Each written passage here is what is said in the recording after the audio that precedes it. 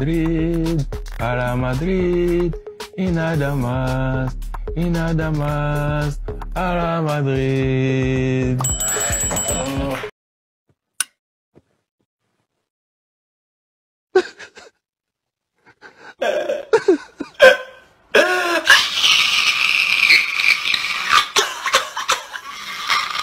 Bonjour à toutes et à tous, j'espère que vous allez tous très bien. Franchement, ça fait plaisir de se retrouver ce matin après la gifle infligée au Real hier soir.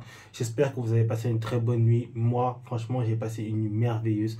Dans cette vidéo, on va essayer de revenir un peu sur le match d'hier soir et on va essayer de voir ensemble 5 choses à retenir selon moi de ce match, de cette victoire éclatante vraiment du Barça hier soir face au Real de Madrid. J'aimerais d'abord commencer par parler d'arbitrage. J'ai pas parlé de ça hier soir durant ma vidéo parce que je voulais plus me focaliser sur les joueurs, sur leur performance collective, sur ce qu'ils sont montrés sur le terrain. Mais franchement, il faut qu'on en parle. Parce que monsieur Gilles Manzano, ce que tu as fait hier soir, franchement, c'est du foutage de gueule. Ton arbitrage hier soir, c'est limite insultant. C'est un arbitrage, franchement, d'arbitre débutant en D4. Et moi, je vous le dis, ce mec-là, il y a des moments, je me demande s'il ne fait pas exprès.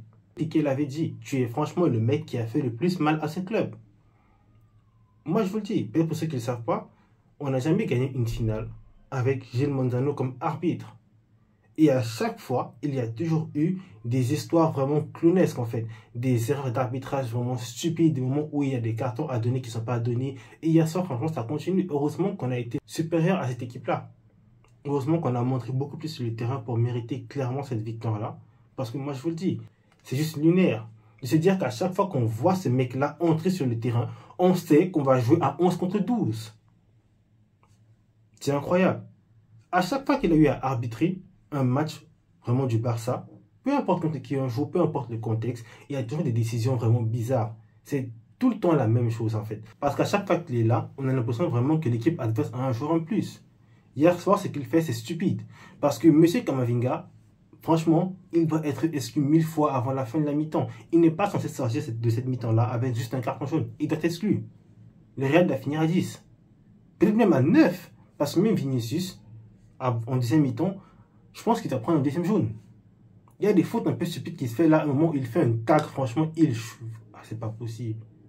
C'est pas possible.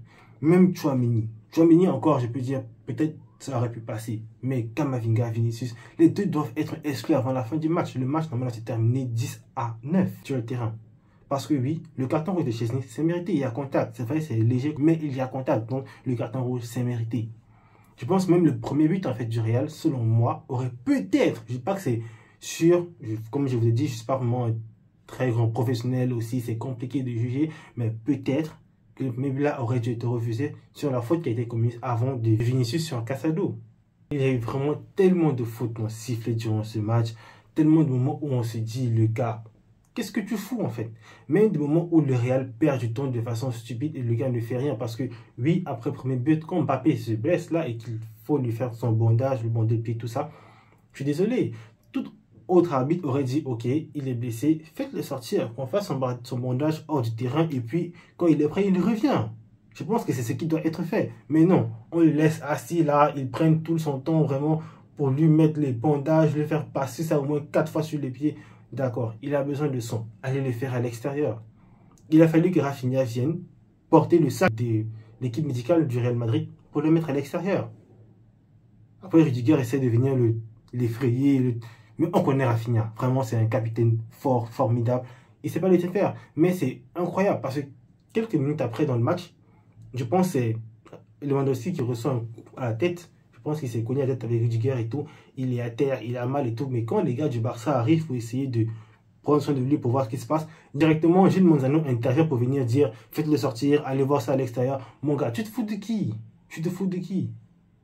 Sincèrement, il va falloir que la Liga se penche sur son cas. Je ne sais pas si c'est même eux qui l'envoient en tant qu'espion, qui sait. Mais quand même, il va falloir qu'on regarde ce mec-là. Parce que ce qu'il fait en tant qu'arbitre, c'est vraiment clownesque. Il va falloir qu'on envoie arbitrer les matchs de D4, de D3, qu'on ne le revoit plus en fait dans un grand match de Liga parce que ce mec-là, soit il ne sait pas arbitrer, soit il le fait exprès. Et j'ai vraiment pas envie de me dire qu'il le fait exprès. J'ai envie de me dire qu'il ne sait juste pas arbitrer. Bon, on va fermer la parenthèse sur l'arbitrage comme ça. Franchement, les gars ont fait le taf hier soir. Ils ont fait le job. Le match aurait pu se terminer 8-1, 9-1, même 10-1, franchement. ça aurait pu se finir totalement autrement en fait. Parce qu'on a été largement supérieur à cette équipe-là. Sans le rouge, moi je vous dis, le Barça continue à pousser et on éclabousse le Real franchement d'un score dont ils ne se remettront peut-être jamais. Franchement, il peut remercier le bon Dieu qu'on a pris un rouge. C'est ça qui nous a freinés. Sans ça, ça aurait été un tout autre match. Le match aurait fini complètement différemment. Parce que les gars ont été tellement supérieurs à eux. J'ai pas vraiment envie de reparler du Real durant cette vidéo parce que je pense que si les fans madrilènes sont honnêtes, ils savent quelles sont les lacunes de leur équipe. Ils savent quels sont les problèmes que leur équipe a. Ils savent sur quoi ils doivent travailler. Il doit falloir qu'ils essaient d'arranger ça parce que sinon la saison peut très vite se compliquer pour eux, franchement. En tout cas, en tant que fan barcelonais, moi je peux vous mentir, c'est ce que j'espère. J'espère que la saison va vraiment se compliquer pour vous parce que ce que j'ai vu de M. Kylian Mbappé hier soir, si le Real se met au niveau et vous avez ce même Kylian là tout au long de la saison, ça peut devenir compliqué pour la Liga. En tout cas, j'espère pas. J'espère franchement que vous allez tomber dans une spirale très négative, les gars. Vous comprenez, c'est de bon augure. Mais bon, on va maintenant essayer de revenir sur les 5 choses, selon moi, qu'il y a à retenir de ce match-là. Et on va commencer vraiment par le fait que je pense que l'ère Hansi Flick est enfin lancée. Elle est enfin lancée. Vraiment, ce premier trophée-là va faire énormément du bien, que ce soit au staff de l'équipe, que ce soit même aux joueurs. Parce que dans cette équipe-là, il y a beaucoup de jeunes joueurs qui avaient commencé leur carrière, franchement, de la pire des façons. Que ce soit les Pedri, que ce soit les Gavi, c'est vrai, ils ont remporté déjà des Supercoupes, ils ont eu à gagner une Liga, mais quand même, c'était compliqué. Dans le jeu, ce n'était pas ça. Ils ont vraiment eu beaucoup de changements de coach. Vraiment, ils ont traversé des moments compliqués. Et voir aujourd'hui un coach qui arrive comme ça et réussit à faire vraiment de cette équipe une famille. Réussir à faire vraiment des gars soudés, qui réussissent à se battre les uns pour les autres, qui sont vraiment collectivement, qui forment en fait une unité. Franchement, c'est bien, ça va faire du bien. Surtout pour les petits nouveaux aussi qui arrivent et qui, durant vraiment cette première saison-là, pour eux, remportent des trophées comme celui-ci. Ça va faire énormément de bien. Je pense au Lamine Yamal, je pense au Casado, je pense au Koubarsi. Des gamins qui ont à peine 17 ans. Ils ne sont même pas encore majeurs. Mais ils réussissent quand même déjà à commencer leur carrière avec des trophées. Vraiment, je pense que ça change de la mentalité. Parce que pour les gars, vraiment, comme Pedri, comme Gavi, c'était vraiment plus difficile. Ils commencent leur carrière, ils sont flamboyants, ils font le taf, mais l'équipe à côté ne suit pas. Ils ne réussissent à rien gagner. Et ça, vraiment, ça déstabilise en fait. Ça peut commencer vraiment à peser sur leur mental, puis leur carrière avance. Donc ça fait quand même du bien de savoir que cette équipe-là gagne. Et en fait, ça montre le potentiel que cette équipe-là a. Ça montre aussi que cette équipe-là, malgré cette victoire-là, victoire 5-2, ils auraient pu faire beaucoup plus. Et même jusque-là, on peut se dire qu'il y a encore des choses à améliorer. C'est ça le plus fou. Parce que même Hansi Flick l'a dit hier en conférence après le match, que oui, on a gagné, on a bien joué, c'était vraiment formidable ce que les gars ont fait, mais on peut faire plus. Il y a encore des choses à améliorer. Parce que ce match-là, rien qu'en première mi-temps, avec plus d'efficacité, la première mi-temps se termine 6-1. Elle se termine même peut-être 7-1 parce que les occasions, les opportunités, on les a eues. Pour dire que franchement, ces gars-là, ça commence à peine ce qu'ils sont capables de faire. Ils peuvent aller encore plus loin. Et franchement, ça vraiment nous donne beaucoup de confiance pour le reste de la saison. Et ça me permet directement d'attaquer avec le deuxième point, qui est que selon moi, une nouvelle dynamique peut être lancée après cette victoire contre le Real. Parce que oui, le Barça a eu vraiment des moments compliqués durant les 3 dernières semaines. C'était vraiment difficile. On a perdu des points en Liga vraiment stupides qu'on n'aurait pas dû lâcher. Les matchs étaient compliqués, franchement. Mais aujourd'hui, après cette victoire-ci, mentalement, ça peut changer quasiment toute la dynamique. Ça peut rebattre, franchement, toutes les cartes pour la Liga. Parce que oui, le Real se retrouve assommé par ce Barça-là. On ne sait pas ce qui peut arriver durant la saison. Franchement, ils peuvent lâcher vraiment des points stupidement. Ça peut commencer à peser sur eux mentalement. Mais aussi, nous, ça peut nous remettre mentalement dans le game. Parce que oui, vous le savez, je l'ai dit durant l'avant-match, à chaque fois que soit le Real ou soit le Barça avait remporté la Supercoupe d'Espagne, ils se retrouvaient à la fin de la saison avec la Liga aussi en poche. On ne sait pas ce qui peut arriver. Ça peut être la première fois, le Real peut se décider et changer l'histoire. Vraiment, ils peuvent décider de briser vraiment ce cycle-là. Mais quand même, on sait que les gars sont repartis avec un nouveau mental. Et ce qui est bien, c'est que cet impact-là n'est pas uniquement que sur le terrain, mais aussi hors terrain. Parce qu'on le voit même dans les célébrations des gars, on voit à quel point ils sont heureux parce que hors terrain, ce que le Barça a traversé durant les dernières semaines, c'était quasiment insupportable pour l'équipe. J'imagine que franchement, mentalement, pour les joueurs qui ont été affectés, surtout Dani Olmo et Pau Victor, ça a dû être compliqué. Donc de les voir aujourd'hui aussi heureux, aussi contents, de voir que malgré tout, Dani Olmo dans les célébrations embrasse les cuissons du maillot du Barça. On voit que les gars vraiment sont soulagés. On voit aussi dans les célébrations de M. Laporta, franchement, il avait presque les larmes aux yeux. C'était incroyable de voir qu'il s'est battu, franchement, c'est vrai. Il a eu à faire des choses vraiment stupides. Mais quand même, on ne peut pas nier. Ce mec-là aime le club. C'est un amoureux du Barça. On le voit. Ça fait du bien quand même de savoir que les gars reviennent bien, franchement. Que c'est l'administration qui, aujourd'hui, a permis au Barça de revenir à une situation un peu plus stable. C'est vrai que c'est arrivé il y a déjà quelques jours où le Barça a pu revenir à la fameuse règle du 1 pour 1. Et aussi, de l'autre côté, il y a l'équipe sportivement qui est en train vraiment de retrouver sa fière allure du début de saison. Donc franchement, ça fait du bien pour eux, ça fait du bien pour le staff. On espère qu'ils vont continuer dans la même dynamique, franchement, pour le reste de la saison. Ensuite, j'aimerais revenir sur la troisième chose à retenir selon moi de ce match-là. C'est que M. Rafinha, franchement, c'est l'homme des grands matchs. C'est l'homme des grandes rencontres. Parce que ce qu'il nous a fait hier soir, et c'est pas qu'hier en fait, c'est depuis le début de la saison, à chaque fois qu'il y a eu des matchs comme ça, face à des équipes costauds, face à vraiment des grandes équipes, face à des adversités plus élevées, le gars a toujours répondu présent. Face au Bayern, face au Real durant le premier Classico, face à Dortmund et encore hier soir. Franchement, c'est incroyable. Je pense face au Bayern, déjà, c'est un triplé qui nous met. Après, durant le Classico, c'est un but, une passe décisive. Contre Dortmund, j'ai oublié en fait les stats, mais comme hier soir encore, c'est 2 buts et une passe D. C'est incroyable ce que le gars a réussi à nous faire. À chaque fois qu'on a eu des matchs compliqués comme cela à jouer, le gars, c'est comme s'il se réveille du matin et il est prêt à bouffer du lion. Franchement, Rafinha, c'est extraordinaire. Et franchement, ça fait du bien parce que ça fait déjà quand même 2-3 matchs où il n'a pas franchement été au top. Donc, ça va faire extrêmement de bien pour lui, pour la confiance, pour le reste du groupe aussi, de savoir qu'on peut compter sur lui, même sur les contre-attaques. Franchement, c'est incroyable ce que le gars est capable de faire. C'est incroyable comme il va vite. Merde. Parce que sur l'action du but de Baldé, franchement, le mec, il est lancé dans la course, franchement, face à Valverde. Valverde, on sait aussi qu'il va vite.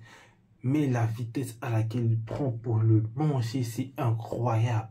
Il l'accélère, on dirait bip bip. C'est pas possible. Il court vite. Il prend le ballon et malgré tout, même en bout de course, il a la lucidité pour pouvoir faire le petit crochet là pour éliminer le joueur devant lui, remettre le ballon directement dans les pieds de Baldé. C'est incroyable. C'est incroyable le match qu'il nous a fait hier soir. C'est incroyable à chaque fois les matchs qu'il nous fait dans les grandes rencontres. Donc vraiment, qui sait, peut-être qu'à la fin de la saison, on sera en train de parler de Rafinha Ballon d'Or. C'est incroyable de se dire que la saison passée, on pensait à le vendre. Et cette saison-ci, il répond présent de la meilleure des façons. Il a fait taire tous les débats. Je pense sincèrement que selon moi, c'est le most improved player de toutes les équipes des 5 grands championnats majeurs. Il a vraiment été incroyable depuis le début de la saison. Déjà depuis la fin des saisons passées, mais encore plus durant ce début de saison. Et surtout plus dans les gros matchs. C'est incroyable ce qu'il nous fait. Et j'aimerais aussi parler maintenant du 4e point de M. Lamine Yamal. Qu'est-ce qu'on va faire de ce petit-là? C'est pas possible. Le mec est juste dans une autre dimension. Il a décidé de mettre le Real Madrid dans sa poche. Franchement, je me dis, il a dû grandir en voyant les simulations du Barça face au Real, en voyant les simulations du Barça en Ligue des Champions. Et ça a dû le foutre en rogne en fait. Il a décidé de dire qu'à chaque fois que je vais me mettre en face de ces gars-là, je vais leur montrer que je ne suis pas de leur niveau, que je suis dans une autre dimension totalement. C'est juste fabuleux ce que ce petit nous a fait hier soir. C'est fabuleux ce qu'il nous fait depuis le début de la saison, mais encore plus, on voit à quel point ce mec-là est indispensable pour ce club. Il y a vraiment un Barça avec et un Barça sans Lamine Yamal.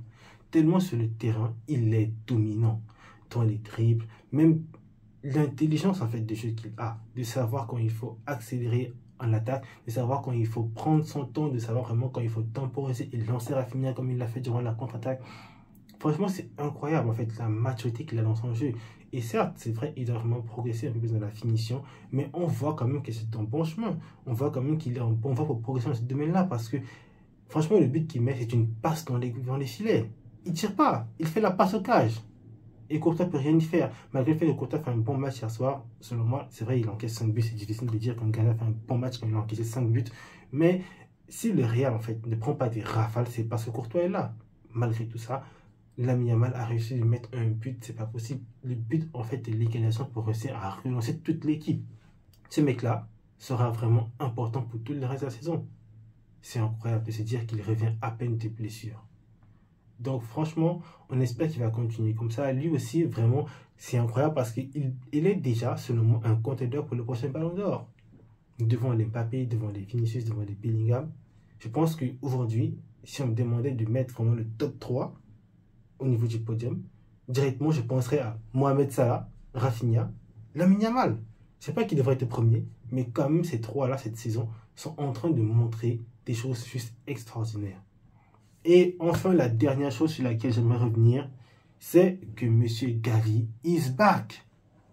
Pablo Caveira est de retour. Il est de retour. C'est juste incroyable. C'est comme s'il n'était jamais parti en fait. Il est revenu. Il lui a fallu 2-3 matchs pour se remettre vraiment dans le rythme des compétitions. Mais c'est déjà le match qu'il nous fait hier soir. Certes, il ne marque pas, il ne fait pas de passe décisif, mais dans l'activité, vraiment, à ce poste numéro 10-là, ce qu'il montre, c'est juste incroyable.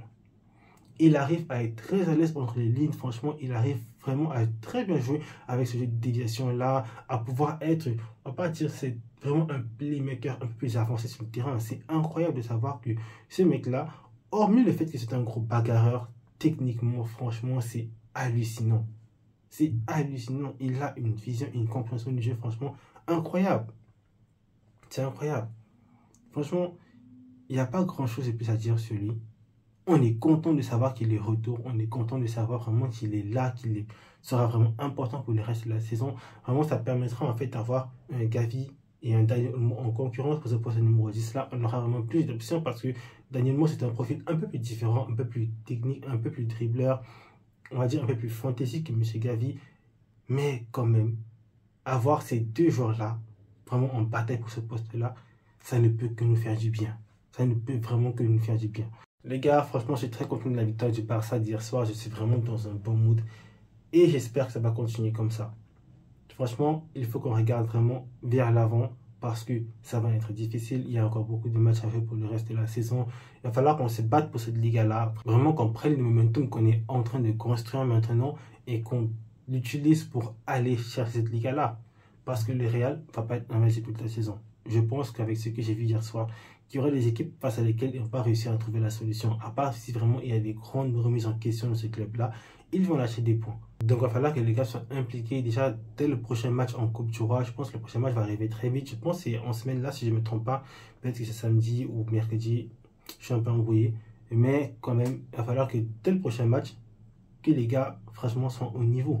Même s'ils font tourner pour la Coupe du Roi, il va falloir que les remplaçants, comme lors du match, en fait, contre la D3, là, je pense contre Barbastro, il va falloir qu'ils fassent le taf. Et on espère aussi que directement après, en Liga, il faut continuer à faire le travail. Les gars, ce sera tout pour cette vidéo-là. J'espère que vous l'avez apprécié. Franchement, j'espère que vous savourez cette victoire-là. J'espère que vous êtes dans une joie indescriptible. Parce que ça fait du bien quand ce club-là nous rend heureux. Ça va être tout pour la vidéo. Si vous l'avez aimé, s'il vous plaît, n'hésitez pas à me donner un like. N'hésitez pas à me pousser. Franchement, on approche des 100 abonnés. C'est incroyable de me dire qu'il y a 100 personnes. Bon, bientôt 100 personnes, pour le moment 81. Mais c'est incroyable de me dire qu'il y a plus de 80 personnes qui restent là et qui se disent, ce mec-ci fait quand même des vidéos assez intéressantes. Malgré le fait qu'il est stupide, qu'il est très laid, qu'il a une voix assez catastrophique, qu'il parle pas bien. Mais quand même, ils sont là, ils regardent les vidéos. Vraiment, merci à tous pour le soutien. Je ne peux pas vraiment vous expliquer à quel point je suis heureux de savoir que vous êtes là, que vous regardez les vidéos, malgré le fait que je suis nul. Donc, merci à vous, vous êtes des cracks, vous vous gérez. Moi aussi, je vais essayer de me gérer. Ce sera tout pour cette vidéo-là. Visca Barça.